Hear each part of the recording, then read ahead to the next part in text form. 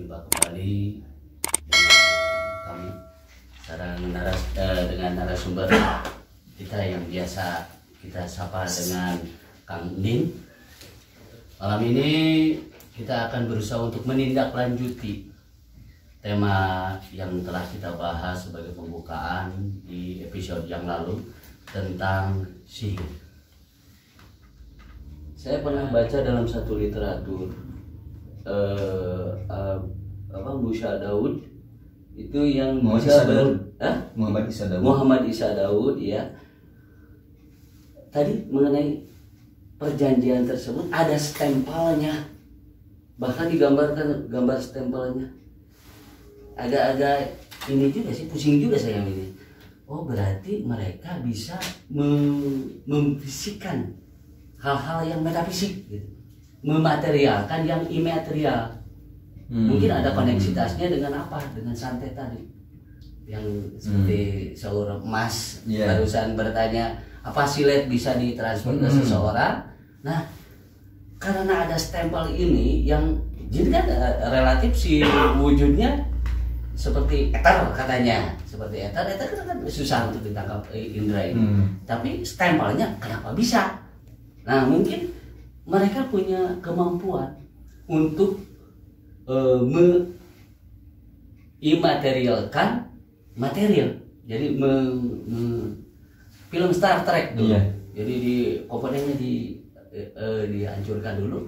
Terus nanti kalau sudah nyampe tujuan disatuin lagi. Jadi teknologinya sudah teknologi tinggi, mungkin ya jin juga. Enggak kan, jin yang dipakai itu jin yang punya ilmu, yang bisa menggeserkan benda gitu kan, yang bisa membuka pintu, kan perlu ilmu kan. Yang bisa bawa barang, kan dia gaib.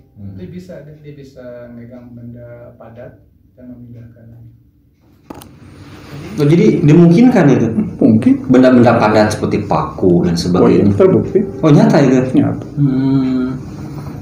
Nyata. Ya karena kan jin yang bekerja kan bisa membawa itu ke dalam tubuh seseorang. Apakah di negara lain berlaku? Nah itulah kan setiap negara beda modelnya. Dia bisa aja. Kayak di benua Australia aja ada sihir. Walaupun negara barat, kan. Jadi sama aja sih kalau masalah gaib sih. Ada orang yang bisa juga menolong kan, membersihkan itu pengaruh sihir. Yang datang juga orang bule yang datang. Non Islam, Kristen datang. Kita tolong. Sama kayak di Indonesia. Jadi secara definisi tadi merubah definisi konteks sejarahnya ini barang lama, barang langka. Gitu. Untuk spesialis ini kan, mungkin persentasenya berapa lah? Kalau misalnya satu kampung 8.000 belum tentu bisa semua kan? Mungkin beberapa orang. Oh bahkan satu kabupaten patokannya per kampung, sedikit yang ngerti kok. Itu bagus. Jangan orang tahu tentang ini berbahaya. Itu kan definisi sejarah. Terus apakah ada jenisnya? Jenis apa? Jenis-jenis sihir itu? Iya ada. Yang saya bilang kan santet dan sihir ya. Santet dan sihir. Itu aja. Itu beda. Kalau santet itu yang bisa langsung mematikan. Rasul disantet kan? Iya. Tapi bertahan karena Rasul yang disantet. Kalau ini santet yang dikirim ke Rasul, dikirim ke orang lain, ke sahabat lain, bisa membuat dia langsung mati. Soalnya orang mulia kan. Iya, dimaksum. Jadi walaupun dahsyat santetnya tapi ya cuma sedikit gangguannya. Karena Rasul yang menerima. Kalau ini santet dikirim ke sahabat yang lain, bisa membuat dia langsung meninggal. Padahal kalau nyantet itu yang agak modern dikit itu jangan paku, terus beli kulkas gitu, televisi berwarna gitu. Kan lumayan tuh bisa jadi pebisnis gitu ininya korbannya. Oh jadi dua jenis. Yang tadi masalah apa? Konsep marketing. Sekarang jadi bisnis yang menggiurkan. Apa itu? Wah, di mana-mana. Oh iya. Itu apa itu termasuk? Misalkan pagar goib, misalkan, dan penglaris, apalagi yang pakai benda-benda itu tuh, kan ada jimat. Iya, jimat termasuk sihir itu. Bagian sihir. Tergantung dari mana sumber ilmunya. Kalau ilmu hitam ya sihir, kalau ilmu putih ya bukan.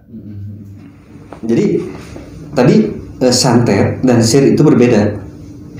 Ya dari hasil yang diberikan, tapi tetap menggunakan jin sebagai itunya kan? Jin. Oh iya. Terus kalau di kondisi negara Melayu Timur,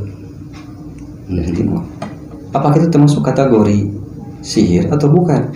Misalkan ada seorang punya kemampuan, ada yang minta bantuan, penglaris, jualan misalkan, atau masa untuk proteksi, pakai pagar goib, itu termasuk?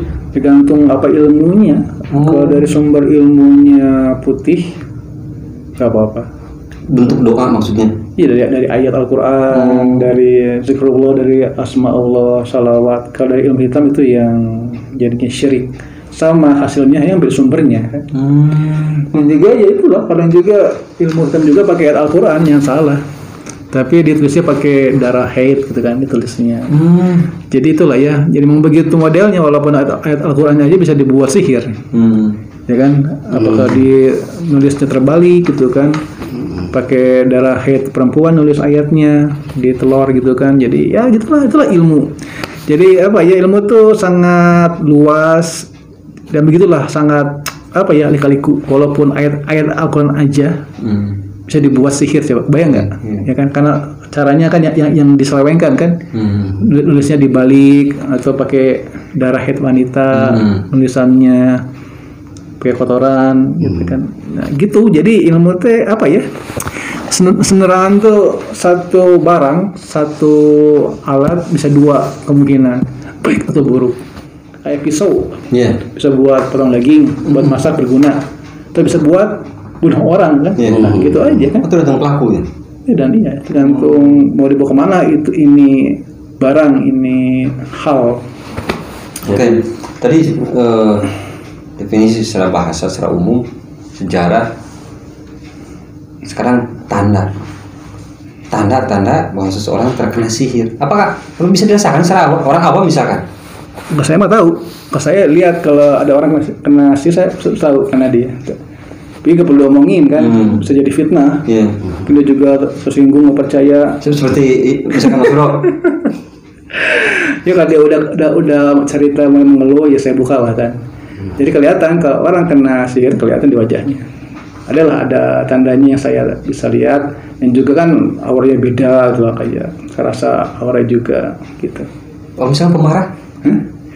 Pemarah bisa karena sifat atau karena gangguan. Misalkan tiba-tiba juga. Misalkan secara karakter ya bisa biasa, tiba-tiba 1 minggu berubah drastis. Iya bisa aja, bisa karena ada yang datang, ada kena kiriman, bisa aja. Jadi itulah perlu diselidiki dengan pasti apa itu sumbernya. Tidak bisa kita pukul rata semua sama gitu kan. Iya. Nah, gitu. Umumnya misalkan apakah itu terasa sakit atau misalkan secara sifat atau sikap yang berubah rata-rata misalkan kalau global? Semuanya ya sakit, ya sifat, ya sikap berubah. Yang paling parah udah dia blank aja, kayak nggak sadar diri, udah nggak tahu siapa dia gitu kan, udah orang lain aja, itu yang paling parah gitu. Yang umum itu berapa tanda yang biasanya terjadi? Minimal ini dari sifat ya. Sifat. Dan sakit itu sih, sakit itu yang paling bisa terjadi ya. Sakit yang panjang nggak ada obatnya gitu kan, atau sembuh kena lagi gitu aja kan, sembuh kena lagi. Dan juga tidak sulit kok untuk menghilangkan sihir itu, tidak sulit. Cuma kan masalahnya kan setelah dihilangkan nanti datang lagi, kan? Itu aja kan, hilangkan datang lagi, gitu aja kasusnya. Jadi kalau orang ini yang kena sihir itu jadi ahli ibadah, ya. Selalu sholat, selalu punya wudhu, selalu zikir, selalu baca Al-Quran, puasa, itu bisa menahan serangan sihir yang berikutnya kepadanya. Kalau dia juga masih sholatnya belang petong, buat dosa pula, ya hancur lah. Gitu kan. Jin kan hanya bisa dilawan dengan ibadah kan, jin itu kan. Gitu. Tadi yang penasaran Mas Bro nih, masalah tadi tanda, misalkan terasa sakit di tubuh, atau misalkan sikap berubah. Tapi saya belum tentu terkena pakai kuplu, ikat sekarang seperti ini. Ini bukan tanda-tanda sihir ini. Ini mungkin lebih ke hawarik ya, saya hawarik ini. Belum tentu. Ngeles. Banyak kejadian masyarakat seperti ini. Dia ngeluh merasa sakit, tapi secara medis tidak, diagnosa medis. Gitu. Bahkan bukan 1-2 kan kejadian seperti ini. Gitu. Tapi kadang si keluarga nggak langsung jarang berpikir, wah ini ada gangguan, jarang. Itulah, itu juga suatu masalah ya. Jadi banyak orang nggak percaya.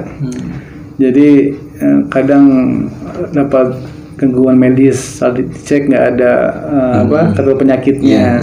Apa aja orang anggap itu mah hal yang biasa gitu kan. Terus udah tanda kan, ini bisa karena dari sihir. Jadi gini, awalnya sihir nyerang ke seorang karena nggak diruqyah, lama-lama menjadi penyakit beneran. Bisa begitu.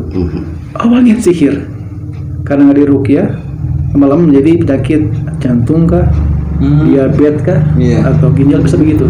Terus sebaliknya, awalnya penyakit beneran medis karena nggak sembuh, nanti ada jin juga yang nempel di situ. Boleh jadi sembuh. Enggak, jadi atau mati. Jadi lebih berat dong. Oh, jadi mati. Karena ada jin kan yang nempel di situ. Bisa begitu.